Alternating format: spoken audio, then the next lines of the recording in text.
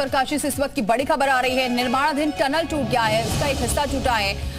Silkyara side से आगे टूटा है ये टनल का हिस्सा। 50 से 60 मजदूर टनल में फंसे हैं, ऐसी जानकारी मिल रही है। ऑल वेदर रोड के लिए टनल का निर्माण हो रहा था। टनल खुलवाने की कोशिशें जारी है। एसडीआरएफ रेस्क्यू ऑपरेशन में जुटी है। टनल में ऑक्सीजन सप्लाई की जा रही है।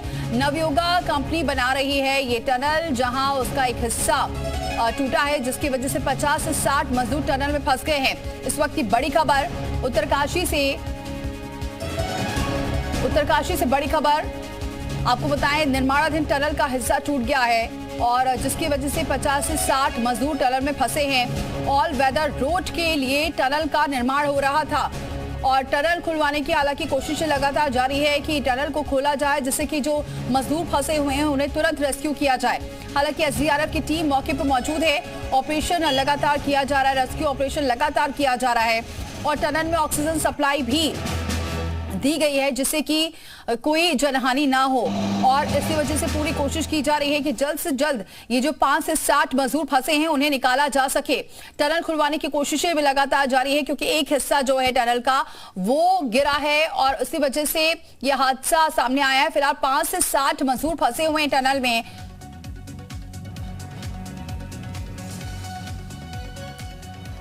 सुरेंद्र रसीला जुड़ चुके हैं हमारे साथ। सुरेंद्र, क्या अपडेट है फिलहाल, कब ये टनल का हिस्सा गिरा है और अभी क्या अपडेट?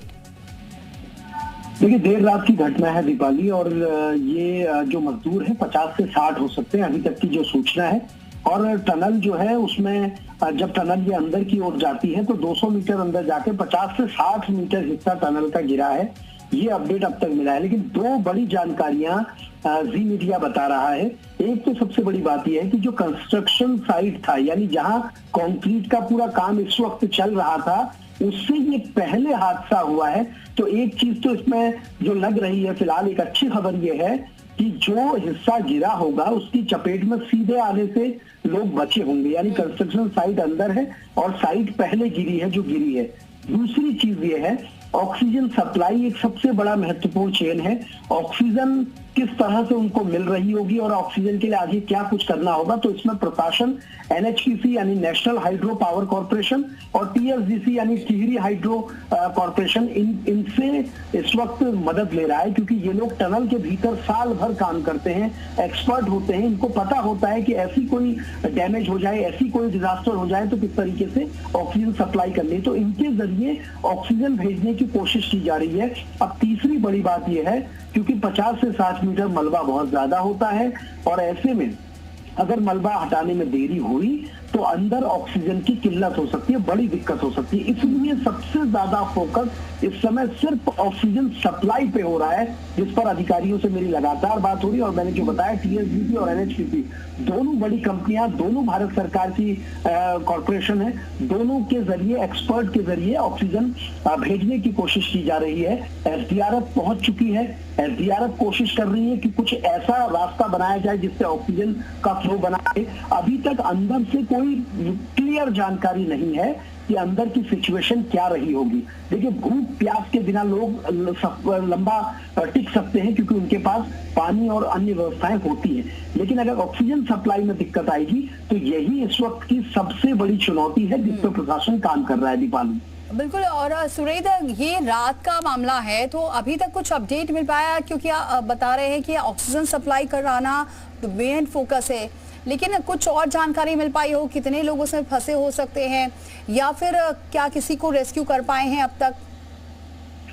देखिए, 50 से 60 मीटर मलबा गिरे होने का मतलब आप ये समझिए कि ये बहुत ज्यादा मलबा है जो टनल के शेप में गिरा होगा, जिसमें जेसीबी मशीन से भी खुदाई करने में थोड़ा समय लगता है। दूसरी बात यह है कि अंदर जो लोग मौजूद हैं, सूत्र ये बता रहे हैं कि सैटेलाइट वायरलेस सिस्टम के जरिए ये लोग काम करते हैं। टनल में जब भी कोई काम होता है तो वहां फोन नहीं चलते, इसलिए सैटेलाइट के जरिए, वायरलेस के जरिए ये लोग काम करते हैं। वहां से इनपुट जरूर प्रशासन के पास आ रहे हैं, बहुत ज्यादा इनपुट मीडिया से शेयर नहीं किए जा रहे हैं, लेकिन जो अब तक की जानकारी है कि ऑक्सीजन सप्लाई पर सबसे ज्यादा फोकस है। ऐसा हो सकता है कि जब पूरा रास्ता बंद हो चुका है, और दूसरी बड़ी बात दीपाली, जो टनल है ये दूसरे ओर पार नहीं हुई है, टनल का दूसरा हिस्सा अभी खुदाई चल रही है, तो ऑक्सीजन का फ्लो एक ही हिस्से से है जो हम अपने फुटेज में लगातार दिखा रहे हैं। तो इसलिए ऑक्सीजन पर सबका फोकस है। ऑक्सीजन और वेंटिलेशन के लिए एक बड़ा पाइप होता है, उस पाइप में भी हो सकता है कि नुकसान हुआ हो जब टनल का हिस्सा गिरा है, तो इसलिए अतिरिक्त ऑक्सीजन किस तरह से पहुंचे इस पर सबका फोकस इस वक्त है दीपाली। अच्छा सुरेंद्र, ये बता रहे हैं कि टनल खुलवाने की भी कोशिश की जा रही है, क्या ये टनल खुलवाना इतना आसान हो पाएगा? देखिए, मलबे को अगर देखा जाए तो टनल खोलना अभी इतना आसान नहीं है, लेकिन तमाम टीमें काम कर रही हैं। एसडीआरएफ के जो जवान हैं वो निपुण हैं इस काम में, तमाम तरीके के रेस्क्यू करते हैं। इसके अलावा एनडीआरएफ की भी टीम बुलाई गई है, प्रशासन की टीमें मौजूद हैं। अब यही कोशिश की जा रही है कि जेसीबी से और अन्य मशीनों के जरिए इस मलबे को हटा के एक रास्ता बनाया जा सके जिससे ऑक्सीजन फ्लो हो सके। बहुत ज्यादा मलबा पूरा हटाने की जरूरत नहीं होगी, लेकिन इतना हटाने की जरूरत जरूर होगी जिससे कि लोगों को आर पार ले जाया जा सके। इसी पर सारा फोकस है। तमाम मशीनरी हाई अलर्ट पे है। प्रशासन के अलावा डॉक्टर्स की टीम और 108 जो वैन है, एम्बुलेंस है, उन सबको भी हाई अलर्ट पे रखा गया है, क्योंकि ऐसी सिचुएशन में सबसे बड़ी चीज ये है कि जो भी लोग वहां निकलेंगे उनको सबसे पहले आपको मेडिकल परीक्षण कराना होगा, उनको ऑक्सीजन की सप्लाई देनी होगी। सारी चेन पर काम हो रहा है। लेकिन एसडीआरएफ के जो जवान है वो कोशिश ये कर रहे हैं कि एक जवान भी अगर भीतर प्रवेश कर लेता है तो वो अंदर की स्थिति को ज्यादा बेहतर बता पाएगा। लेकिन अभी सबसे बड़ा फोकस ऑक्सीजन सप्लाई पर है दीपाली।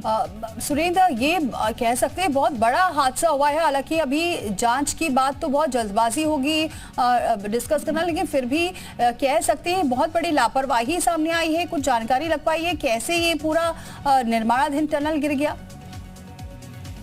देखिए दीपाली, टनल कंस्ट्रक्शन में इस तरह के हादसे कई बार होते हैं, और ये गलती थी या उस जमीन पे वो पानी वाली जमीन थी, और जब पूरा कंक्रीट का स्ट्रक्चर बनाया गया था उसका वेट सहन नहीं कर पाया, ये सारी चीजें जांच में जरूर आएंगी। लेकिन आपको याद होगा कुछ साल पहले एनएचपीसी में की टनल में जो हादसा हुआ था तपोवन में, जोशीमठ में, उसके बाद ये दूसरा हादसा है जो टनल में हुआ है। टनल में इस तरह के हादसे टनल गिरने के, कंक्रीट गिरने के कई बार होते हैं, लेकिन ये बड़ा हादसा है क्योंकि टनल पूरी तरीके से बंद हो चुकी है। तो ये जांच तो जरूर होगी, लेकिन सबसे पहले अभी फोकस यही है कि जो अंदर लोग फंसे हुए हैं उनको बाहर निकाला जा सके, क्योंकि जितना समय इसमें लगता रहेगा उतनी ही दिक्कतें बढ़ती रहेंगी, इसलिए समय इसमें बहुत जरूरी है।